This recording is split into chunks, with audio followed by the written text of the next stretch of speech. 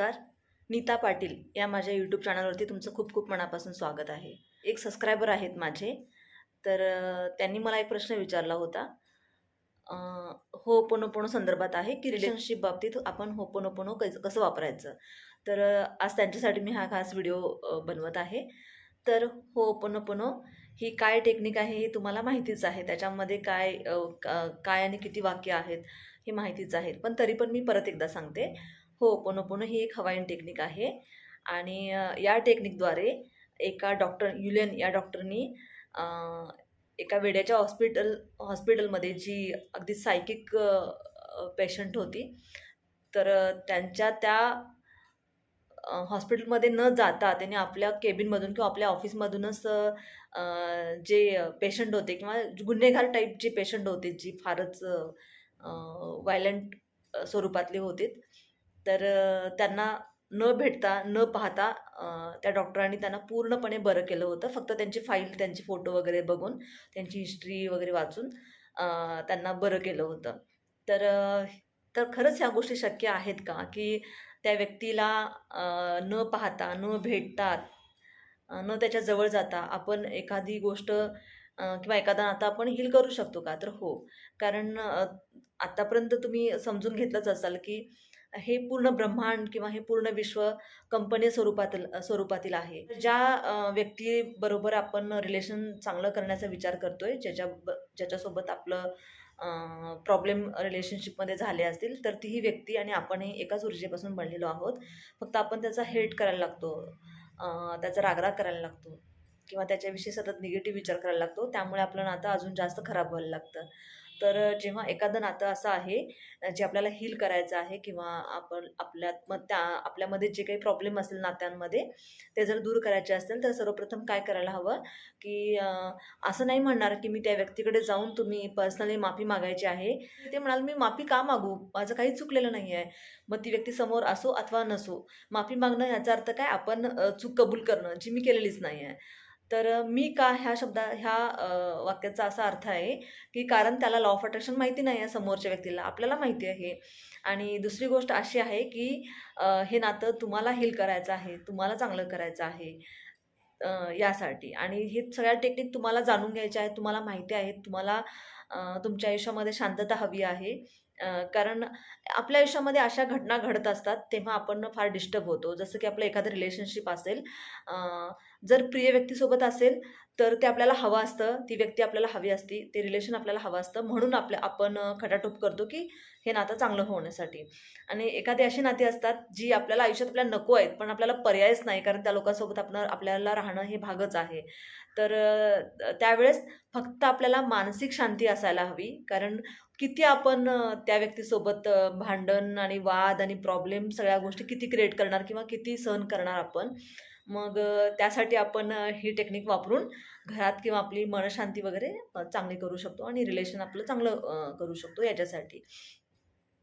तर सर्वप्रथम काय करायचं आहे, की तुम्ही तुमच्या वेळेनुसार अ, शांत बसायचं आहे. जिथे अजिबातच काही गोंधळ नसेल, लोकांची लोकांचा काही तिथे वावर वगैरे नसेल, अशा ठिकाणी तुम्ही बसायचं आहे.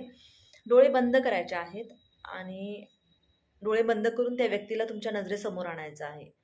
समजा सासूचं आणि तुमचं रिलेशन तुम्हाला हील करायचं आहे किंवा तुमचं आणि तुमच्या पत्नीचं नातं असेल किंवा तुमचं आणि तुमच्या पतीचं नातं असेल, नंदेचं असेल, कुणाचंही असेल. त्या व्यक्तीला तुमच्या डोळ्यासमोर आणायचं आहे डोळे बंद करून आणि त्या सोलला, त्या आत्म्याला किंवा त्या व्यक्तीला उद्देशून असं म्हणायचं आहे, की आपल्यामध्ये जे काही प्रॉब्लेम आहेत, आपल्या रिलेशनशिपमध्ये जे काही प्रॉब्लेम आहेत, अ, तुम्हाला जर डिटेल जर तिथे मेन्शन करायचं असेल, तर उलट खूप छान होईल. एखादी घटना असेल अशी, की ज्याच्यामुळे तुमच्यात तेव्हापासून प्रॉब्लेम क्रिएट झालेले आहेत. असं कधी-कधी होतं ना, एखादी घटना असते, असा एखादा प्रसंग असतो आणि तेव्हापासून खटके उडायला चालू झालेले असतात त्या नात्यांमध्ये. तर ती घटना आपण पुसून टाकू शकत नाही. कारण आपल्याला वाटतं, की "अरे, मी तर इतकं छान त्यावेळेस वागलो होतो किंवा वागली होती आणि तरी पण त्यांनी असं मला केलं किंवा माझ्याशी असं वागले." तर ते आपल्याला आपल्या माइंडमधनं जात नाही आणि आपण ते पकडून ठेवतो, लेट गो करत सोडत नाही त्या गोष्टीला, पकडून ठेवतो आणि ते सतत त्या गोष्टीचं व्हायब्रेशन आपण क्रिएट करत राहतो आणि त्याप्रमाणे समोरच्या परत व्यक्तीकडनं परत त्याच प्रकारच्या गोष्टी आपल्या आयुष्यामध्ये घडत असतात. म्हणजे आपण त्या व्यक्तीला राग आणि तिरस्कार आणि फार असं हे हे देतो, एनर्जी देतो. त्याप्रमाणेच मग तिकडून आपल्याला प्रतिसाद मिळत असतो. कारण हे एनर्जी फील्ड आहे. तर तुम्ही जे द्याल तेच तुम्ही वापस घ्याल. मग तुम्ही जर त्या व्यक्तीला राग दिलात, द्वेष दिलात, तिरस्कार दिला, जलसी दिलात, भीतीची भावना क्रिएट झाली तुमच्या मनामध्ये त्या व्यक्ती संदर्भात, तर समोरून तसाच रिस्पॉन्स येणार आहे. कारण हेच आहे की तुम्ही जे प्रसारित कराल विश्वामध्ये, तेच तिकडून परत डबल खूप मोठ्या प्रमाणात तुमच्याकडे ते येणार आहे. तर त्या व्यक्तीसाठी म्हणून नव्हे, पण तुमच्यासाठी, तुमच्या मानसिक शांततेसाठी म्हणून ही गोष्ट करणं फार गरजेचं आहे. तर त्यासाठी तुम्ही त्या व्यक्तीला समोर उभे करा. आपण एक्झाम्पल पकडूयात, सासू-सुनेचं असेल तर आपण तसं एक एक्झाम्पल पकडूयात, की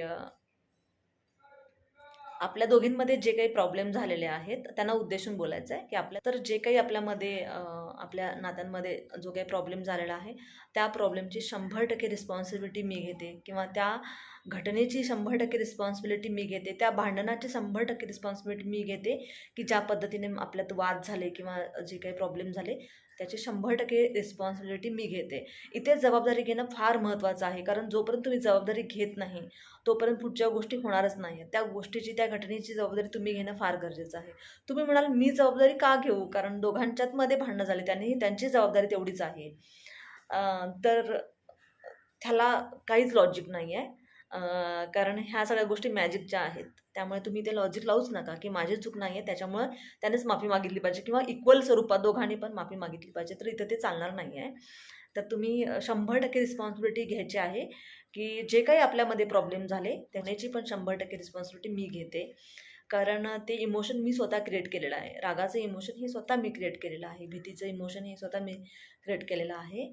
तर त्याची 100% या इमोशनची जबाबदारी मी घेते.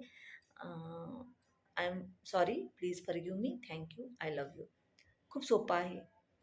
डोळे बंद करा, डोळ्यासमोर त्या व्यक्तीचा चेहरा आणा, त्या व्यक्तीची मनापासून माफी मागा. ज्या घटनेपासून सुरुवात झाली असेल तुमच्यात प्रॉब्लेम, ती घटना आठवा आणि त्या व्यक्तीला म्हणा, की आपल्यामध्ये जे काही प्रॉब्लेम झालेत, भांडणं, वाद जे काही आहे, त्याची 100% रिस्पॉन्सिबिलिटी मी आहे. आणि त्या घटनेनंतर माझ्या आतमध्ये जे काही तुमच्या बाबतीत भावना आहेत, जे काही इमोशन आहेत, भीतीचे, रागाचे, द्वेषाचे, तिरस्काराचे, त्या इमोशनची पण 100% जबाबदारी माझी आहे. कारण ते मी स्वतः क्रिएट केलेलं आहे. तुम्हाला जर तुमचं बॉडी, माइंड, सोल तुम्हाला जर हील करायचं असेल, तर लेट गो करायला शिका. ज्या घटना घडलेल्या आहेत आपल्या आयुष्यामध्ये, ज्या लोकांच्यामुळे घडलेल्या आहेत, त्या तुम्ही पकडून ठेवू नका. कारण ती व्यक्ती येते, आपल्याला हर्ट करते, त्रास देते, बोलते, आपल्याला दुखावते आणि ती व्यक्ती निघून जाते. कदाचित ती विसरूनही जात असेल ती घटना, ते बोलणं सगळं. पण आपण वर्षानुवर्ष आपण ते आपल्या आतमध्ये इतकं घट्ट पकडून ठेवतो, ते जातच नाही आपल्या आतमधून. तुम्ही ठरवूनही ते जात नाही आहे. म्हणून ही टेक्निक आहे, हीलिंग टेक्निक आहे तेवढ्यासाठी, की तुम्ही हे करायला लागा. तुमच्या आतमध्ये तुमचा जो एक आंतरिक स्तर आहे त्याच्यामध्ये हे चिकटून बसलेलं आहे. हे तुम्ही या हीलिंगद्वारे तुम्ही जेव्हा काढायला लागाल, तेव्हाच ते हळूहळू निघून जाईल. म्हणूनच ही हीलिंग टेक्निक तुम्ही करायची आहे. आणि जेव्हा तुम्ही याची रिस्पॉन्सिबिलिटी घेता, म्हणजेच तुम्हाला यातून बाहेर पडायचं आहे, मुक्त व्हायचं आहे, लेट गो करायचं आहे.